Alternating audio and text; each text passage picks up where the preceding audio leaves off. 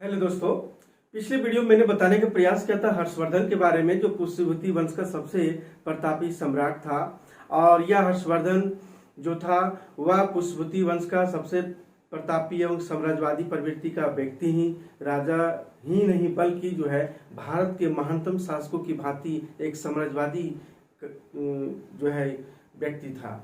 कन्नौज के इतिहास में देखते हैं कुशल एक शासक के रूप में, एक संगठन कर्ता के रूप में और एक लोकप्रिय राजा भी सिद्ध हुआ। समस्त उत्तरी भारत में यानी भारत के सभी उत्तर भारत में अपना अधिकार स्थापित करने के अलावा हर्षवर्धन का एक अन्य प्रमुख कार्य क्या था, वह था जो था प्रशासनिक व्यवस्था स्थापित करना। आज इसी के बारे में चर्चा करेंगे, हर्षवर्धन का प्रशासनिक व्यवस्था के बारे में। हर्षवर्धन ने जो है गुप्तों द्वारा जो स्थापित की गई थी मूल प्रशासनिक व्यवस्था को वह बनाए रखा, लेकिन उसने जो है आवश्यकता अनुसार उसमें कुछ संशोधन किए, कुछ परिवर्तन भी किया। इसकी शासन व्यवस्था की जानकारी जो मिलती है वह वानभट्ट के जो हर्षचरित है, वेनसांग के जो यात्रा विवरण है, उसी के साथ साथ कुछ और लेखों से हमें सूचना या जानकारी मिलती है इसकी प्रशासन व्यवस्था कैसी थी। हर्षवर्धन का शासन प्रबंध में हम देखते हैं कि गुप्तों की तरह ही यह राजतंत्रात्मक व्यवस्था था। यह सम्राट का जो पद था यह सार्वभौम होता था। यह अन्य प्राचीन जितने भी भारतीय राजवंशों की तरह यह भी पुष्यभूति राजवंश भी जो है राजपद राजा का जो पद है वह जो है अनुमानसिक और ज्येष्ठता के उत्तराधिकार के सिद्धांत पर आधारित था। हर्ष में भी यानी हर्षवर्धन में भी देखते सैनिक क्षमता और राजनीतिक सूझबूझ और कूटनीति की पकड़ थी और इसमें अपूर्व क्षमता थी। वह समुद्रगुप्त की तरह, गुप्त वंश के जो समुद्रगुप्त हैं वह समुद्रगुप्त की तरह ही जो सुशिक्षित और एक लेखक भी था। वह यह जो है सदैव लोगों को यानी जनहित के कार्यों में लगा रहता था, प्रजा के कल्याण के लिए जो है कार्य करता था। वानभट्ट और चीनी यात्री जो वेनसांग है हर्षवर्धन के प्रशासनिक कार्यों का उल्लेख भी करता है और उसकी प्रशंसा भी करता है। तो इस तरह से देखते हैं कि कादम्बरी और हर्षचरित में और स्वयं हर्ष के द्वारा जो लिखे गए नाटकों में राजा के आदर्शों का भी उल्लेख है, जहां राजा उदार था, प्रजा के कल्याण की भावना से सर्वोपरि था। तो इस तरह हम देखते हैं कि जो है हर्षवर्धन का प्रशासनिक व्यवस्था। तो इसके अंतर्गत देखते हैं कि सबसे पहले जो है हर्ष का जो केंद्रीय प्रशासन के बारे में, इसके पहले हम बताने का प्रयास करते हैं कि हर्ष का साम्राज्य जो था वह 3 प्रकार के साम्राज्य था। एक प्रत्यक्ष शासित राज्य और दूसरा है अर्ध स्वतंत्र राज्य, जिसमें वल्लभी, पश्चिमी मालवा और वल्लभी और सिंध था। तीसरा था जो है मित्र राज्य, जो कश्मीर और कामरूप के नाम से जाना जाता है। कश्मीर और कामरूप जो असम का क्षेत्र जो था वह था। तो यह जो हर्षवर्धन का जो प्रशासनिक जो व्यवस्था जो थी वह मूलतः जो है सामंतवादी व्यवस्था पर ही आधारित था। बहुत ही इम्पोर्टेंट है कि यह किस आधार पर था, तो यह जो है सामंतवादी आधार पर ही जो है यह व्यवस्था थी। इस सामंतवादी व्यवस्था के आधार पर देखते हैं जो शासन व्यवस्था जो किए थे वह सामंतों के आधार पर ही किए थे। जैसे कई सामंतों के रूप में जो है विभाजित कर दिया गया था। जैसे हमने पिछले वीडियो में बताने का प्रयास किया था कि सामंत के बारे में आप्र सामंत होते थे जो स्वेच्छा स्वाधीनता स्वीकार करते थे। प्रधान सामंत होते थे जो विश्वसनीय सबसे होते थे, राजा के जो है सबसे विश्वसनीय होते थे प्रधान सामंत। एक शत्रु सामंत आते हैं जो विदित क्षेत्रों को विजित करके उसको सामंत बनाते थे, तो वह शत्रु सामंत। एक है प्रति सामंत, समता विरोधी सामंत भी हुआ करते थे। तो इस तरह से जो है सामंतों के नाम है, सामंत यानी अधीनस्थ होते थे। और एक होता था महासामंत, जो सबसे बड़ा महासामंत होता था, जो स्कंद गुप्त और ईश्वर गुप्त को प्राप्त था। तो इस तरह से यह जो सामंतवादी व्यवस्था पर आधारित ही जो है यह प्रशासन था। प्रशासनिक के कुछ अधिकारी के नाम है जो प्रशासनिक विभाजन के रूप में हम आगे बताएंगे कि राजस्थानीय जो प्रांत का या भुक्ति का जो है यह मुख्य हुआ करता था। प्रांत का मुख्य या भुक्ति कहा जाता है। विषयपति यानी जिले का प्रमुख कहा जाता था। महतर गांव के सभी मामलों की देखभाल करता था। महतर और ग्रामीण ये क्या क्या स्थानीय जो है अधिकारी थी गांव के, यानी गांव का प्रमुख अधिकारी था ये सब। तो हम लोग आइए देखते हैं कि केंद्रीय प्रशासन में सबसे पहले जो मंत्री परिषद मंत्री परिषद हुआ होते हैं। और उसके बाद जो है सैन्य व्यवस्था, परराष्ट्र जो व्यवस्था यानी जो विदेशी जो नीति है, और उसके बाद राजस्व व्यवस्था, और हम देखते हैं अगला न्याय और पुलिस प्रशासन। यही केंद्रीय प्रशासन था हर्षवर्धन का। इसी के आधार पर जो है अपनी कार्यभार यानी कार्य संचालन करते थे, यानी पूरे प्रशासन को। मंत्री परिषद में देखते थे दो प्रकार के होते थे, एक प्रधानमात्य, एक अमात्य होते थे। तो हर्ष की इस मंत्री परिषद में दो प्रकार के जो होते थे, एक प्रधानमात्य और अमात्य। प्रधानमात्य मंत्री परिषद के अध्यक्ष होते थे। क्या होते थे? मंत्री परिषद के क्या होते थे? अध्यक्ष होते थे। ये प्रधानमात्य जो होते थे। और यहाँ तक कि जो राजा के बाद सबसे शक्तिशाली हुआ करते थे प्रधानमात्य, एक तरह से कह सकते हैं वह प्रधानमंत्री का रूप कह सकते हैं अपने अनुसार।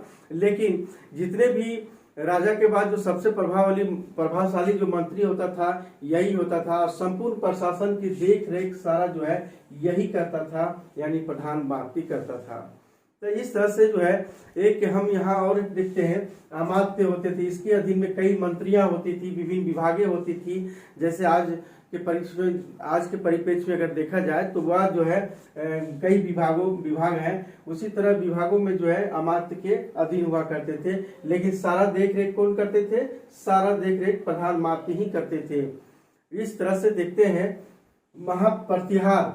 महाप्रतिहार एक होते थे जो राजप्रसाद का रक्षक होते थे। एक होते थे भौगिक, जो राजकीय भाग का वसूल करने वाले अधिकारी होते थे। ऐसे बहुत सारे जो अधिकारी जो है इनके नाम है। अगला हम देखते हैं कि इसी के बाद जो है एक सेना देखते हैं। सेना के अंतर्गत देखते हैं यह पैदल सेना, दूसरा जो है घुड़सवार सेना, रथ सेना, हाथी सेना। और ये भी पता चलता है कि जल बेड़े की व्यवस्था थी, यानी जलपोत थी, या मधुबन और बांसखेड़ा ताम्रपत्रों से पता चलता है कि हर्षवर्धन के शासन काल में जो है जल बेड़े थी। तो इस तरह से हम देखते हैं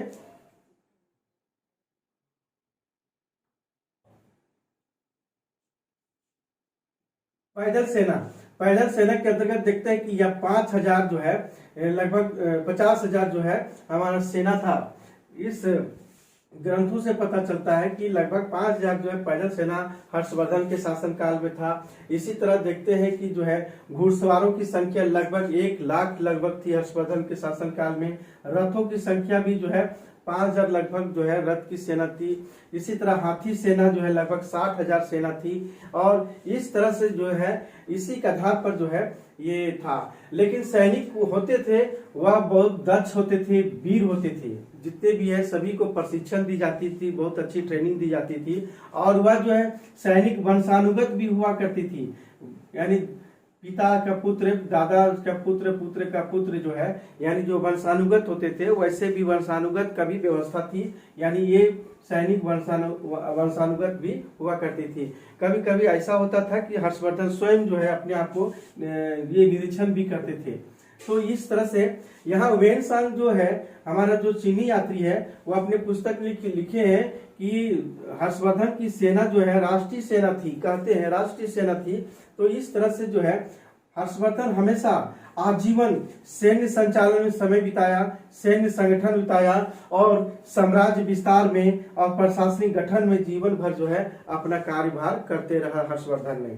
तो इस तरह से देखते हैं कि जो है सैन्य व्यवस्था में देखते हैं कि सेना का मुख्यालय कहाँ था। सेना का मुख्यालय जो है कन्नौज था ही, यानी कन्नौज ही जो था। सेना का मुख्यालय कहाँ था? कन्नौज था।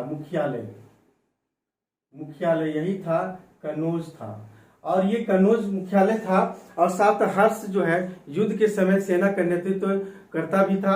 और शांति के काल में जब होती थी तो उस समय जो है संगठन और प्रशिक्षण सेनाओं को देख रेख करता था। सेना का प्रधान स्वयं जो है हुआ था। सेना संचालन के लिए प्रमुख अधिकारी एक हुआ करता था महाबलीधिकृत। क्या था? महाबलीधिकृत हुआ करते थे। ये सेना का संचालन कार्य करने के लिए रहते थे। इसके अलावा हम देखें इसके अधीन में बहुत सारे ऐसे अधिकारी थी। बलाधिकृत होते थे,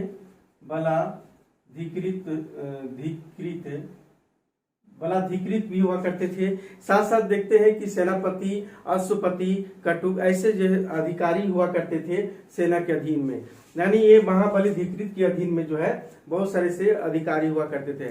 सैनिक शिविरों की जो देखभाल के लिए जो है एक पाती नामक सैनिक निरीक्षक होता था। इसी तरह सैनिक की रक्षा, सैनिक जो शस्त्रागार होते थे उसके अधिकारी जो है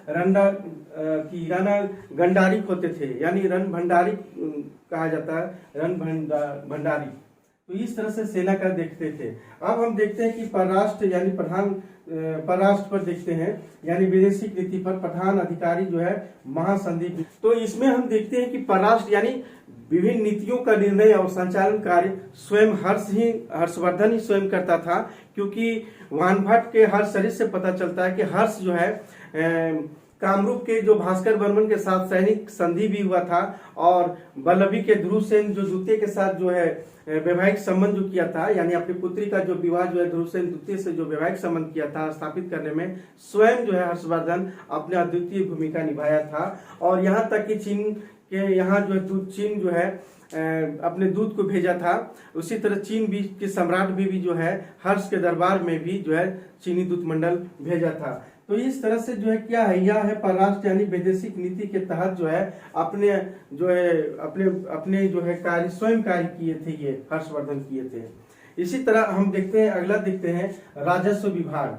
राजस्व विभाग में भी देखते हैं कि हर्ष के दान पत्रों से पता चलता है कि जो है उन्होंने जो है गुप्तों की तरह ही जो है केंद्रीय राजस्व विभाग की स्थापना किया था। यहाँ तक कि उसके लेखों में जो है समाहर्ता जैसा कोई विभाग अधिकारी की नाम चर्चा इसमें नहीं मिलती है, लेकिन उसकी जगह में क्या मिलती है, उसके जगह में जो है मिलती है अजपटलक मिलती है।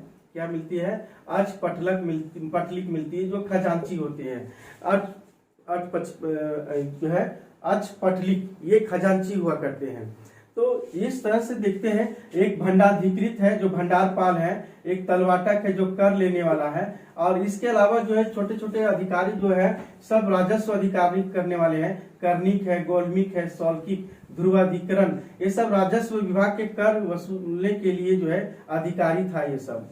तो इस तरह से जो है अधिकारी था। लेकिन हम देखते हैं कि यहाँ पर जो है एक राजस्व यानी राजस्व के प्रमुख कौन कौन से स्रोत हैं? उद्रंग यानी राजस्व, क्योंकि जो है प्रमुख आय राज्य का जो है प्रमुख आय का स्रोत जो क्या था, वह टैक्स था। राजस्व का जो टैक्स था, तो राजस्व का प्रमुख स्रोत को क्या था? उद्रंग था। उद्रंग यानी भूमि कर।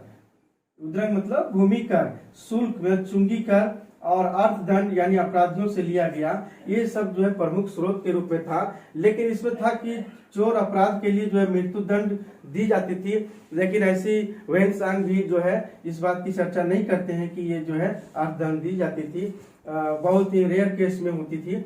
लेकिन सामाजिक और नैतिकता का उल्लंघन करने वालों को क्या किया जाता था? अंग भंग किया जाता था।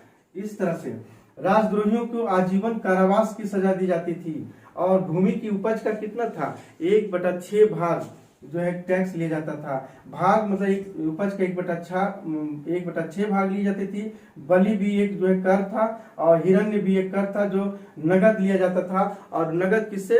व्यापारियों से लिया जाता था। वेन्सांग बताते हैं इसके बारे में कि राजकीय जो भूमि है वह भूमि जोतने वाले से भी अधिक कर लिया जाता था। व्यापारी और शिल्पियों से भी मुनाफा कर लिया जाता था, यहाँ तक कि लेवी वसूला जाता था। यहाँ इसके अलावा देखते हैं सिंचाई कर से भी लेते थे, चारागाह से भी लेते थे, और साथ साथ हम देखते हैं कि नदी घाट पर का यानी नदी घाट का जो है से भी टैक्स लिया जाता था। और इसके साथ जंगलों से भी लकड़ियां लाती थी, उससे भी लिया जाता था, फलों से भी लिया जाता था। इस तरह से आय का बहुत ही प्रमुख साधन था जो राजा का, और राजा के पास काफी संपत्ति हुआ भी करता था, इसलिए लोग तो दान भी किया करते थे।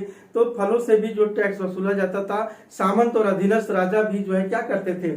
जितने भी उसके अधीन में सामंत हुआ करते थे और उसके अधीनस्थ जितने भी राजा हुआ करते थे, सभी क्या करते थे?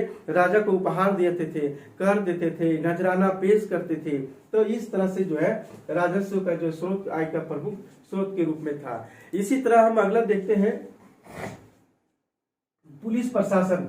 पुलिस प्रशासन या न्याय। न्याय देखते हैं कि दंड पाशी, फैसला सुनाने वाला को जो है ये दंड पाशी कहते हैं, और दंडिक मतलब दंड देने वाला, और दंड देने वाला, और चोरद्वारी मतलब पुलिस, चेटिंग मतलब है रात को प्रहरी देने वाला। ये हर्ष के समय इसके बाद देखते हैं प्रत्यक्ष राज्यों में कई भुक्तियों या प्रांतों में विभाजित था। जैसे हमारा अहिच्छत्र क्या था, अहिच्छत्र कई भुक्तियों में बटा हुआ था। हमारा जो है जो प्रशासनिक विभाजन है वह है भुक्ति, या इसको प्रांत बोलते हैं। इसके बाद है विषय है, इसके बाद विषय है, और विषय के बाद जो है हमारा ग्रामिक है, ग्रामीण यानी गांव है। तो ये हमारा जो देखते हैं कि इस समय जो है विभिन्न भुक्तियों और प्रांतों में जो विभाजित था अहिच्छत्र था। क्या था? अहिच्छत्र था, अहिच्छत्र। इसके अलावा जो जितने भी जो छोटे छोटे प्रांत थे यानी श्रावस्ती थे। इसके अलावा जो थे कौशाम्बी, प्रयाग, काशी, ये सब जितना थे, कौशाम्बी, प्रयाग, काशी, ये सब क्या थे? ये सब भुक्ति थे। क्या थे? भुक्ति थे, यानी प्रांत था। और इन प्रांतों के सहायता से भी हुआ करता था। एक और था पुंड्रवर्धन, जो बंगाल का क्षेत्र है। तो ये जो थे ये भुक्ति या प्रांत में जो विभाजित था। हर्ष के अभिलेखों और वानभट्ट के जो लेखों से भी पता चलता है कि प्रांतों के शासक का नाम जो है भिन्न भिन्न था। जैसे प्रांतों का नाम भिन्न क्या था? उपरीक था, उपरीक। और उपरीक के अलावा और भी बहुत सारा नाम था, जैसे उपरीक महाराज, उपरीक था, उपरीक महाराज था। ये सब क्या है? ये सब नाम है। यानी हर्ष के जो अभिलेखों से पता चलता है कि शासकों के नाम है। क्या है? शासकों के नाम है, उपरीक है, उपरीक महाराज है। इसके अलावा देखते हैं राजस्थानीय। क्या है? राजस्थानीय बताने का प्रयास किया कि राजस्थानीय प्रांत या भुक्ति भी जो है नाम है उसका, जो नाम दिया गया है। इसके अलावा जो देखते हैं कि वह जो नाम है वह गोप्ता है। क्या है? गोप्ता है, भोगपति है, भोगपति है। तो भोगपति, और इसके अलावा और भी है जैसे राष्ट्रीय है। तो इस तरह से हम देखते हैं कि जो ये राष्ट्रीय था। हर्ष क्या है? प्रांतधिपति पद पर अपने विश्वासी जितने भी थे, हर्षवर्धन जो है प्रांतधिपति यानी पद पर जो प्रांत के जो मुख्य हुआ करते थे, यानी जितने भी अहिच्छत्र, श्रावस्ती, कौशाम्बी, प्रयाग, काशी जितने भी क्षेत्र था, इसके जो मुख्य हुआ करते थे उसको जो विश्वासी और कर्मठ लोगों को ही जो है नियुक्त करता था हर्षवर्धन। तथा कर संग्रह से लेकर यानी जिले तक, यानी विषय यानी जिले तक की प्रशासन की देख रेख का भार सब सौंपा जाता था, और शांति व्यवस्था कायम करना मुख्य कर्तव्य इन लोगों का था। हर्ष के समय में हम देखते हैं कि भुक्तियों या कई जिलों में बटी हुई थी, यानी कई जिलों में। अब विषयपति की नियुक्ति कौन करता था? प्रांतधिपति करते थे, यानी जो है अहिच्छत्र, श्रावस्ती के जो मुख्य हुआ करते थे। तो इस तरह से जो है उसके अधीन में भी, यानी इनके अधीन में भी जो है कई जो है परिषद हुआ करती थी। जैसे ग्रामिक, उसके अधीन में ग्रामिक हुआ करते थे, और श्रेष्ठी भी हुआ करते थे, और गृहस्वामी भी होते थे। यानी ग्रामिक यानी मुख्य जो है गांव के मुख्य होते थे, श्रेष्ठी जो गांव के सबसे श्रेष्ठ होते थे, और गृह स्वामी यानी बड़े किसान। तो इस तरह से देखते हैं कि विषयपति यानी इसकी मदद से जो है राजस्व वसूलता था, यानी ग्रामिक और श्रेष्ठी और गृहस्वामी के मदद से ही जो है विषयपति जो है राजस्व वसूलता था। राजस्व वसूलने के लिए सौल्किक, गौल्मिक और कर्णिक होते थे। यानी हमने बताया था कि सौल्किक, गौल्मिक, कर्णिक ये सब क्या थे? राजस्व अधिकारी थे जो करते थे, वसूल करते थे। जमीन के रिकॉर्ड रखने के वाले भी जो है एक पुस्तपाल और लेखक भी हुआ करते थे इस समय। कई गांवों को मिलाकर के जो है एक विषय होता था। इसी तरह हम देखते हैं कि गांव के प्रधान, यानी गांव के जो प्रधान है ग्रामिक जो कहते थे, महत्तर या ग्रामिक भी बोलते हैं। गांव के प्रधान को क्या बोलते हैं? महत्तर या ग्रामिक भी बोलते हैं। और इस तरह से गांव की अलग अलग श्रेणियां थी, जैसे कृषक गांव, पशुपालक गांव, शिल्पी गांव, व्यापारी गांव, ये सब अलग अलग श्रेणियां थी गांव की। और इस प्रकार हम देखते हैं कि अजपटलिक जो था वह जो है गांव की भूमि, चारागाह, अन्य जितने भी सब उन कागजात जितने भी थे सब उन्हीं के अधीन में हुआ करते थे। तो इस तरह से एक हमने बताने के प्रयास करते हैं कि सिंहनाथ जो थे वो प्रधान सेनापति थे हर्षवर्धन के, स्कंदगुप्त जो थे गज सेना का प्रधान था, कुंतल जो था अश्वरोही का प्रधान था, भंडी हर्ष का सचिव था जो ममेरा भाई था, अवंती जो प्रधानमंत्री के रूप में था हर्षवर्धन के। ये कंटेंट को थोड़ा सा ध्यान में रखेंगे, परीक्षा से संबंधित जो परीक्षा में पूछे जाते हैं सब प्रश्न, तो इस तरह से क्वेश्चन आप इसको नोट कर लेंगे, क्योंकि जितना भी कंटेंट है सभी जो है हमारा प्रतियोगिता परीक्षाओं से संबंधित सब प्रश्न पूछे जाते हैं, इसीलिए जो है इस चीज को जो है पूरा नोट कर लेंगे अच्छी तरह से। तो तब तक जो है आज के क्लास यही समाप्त करते हैं।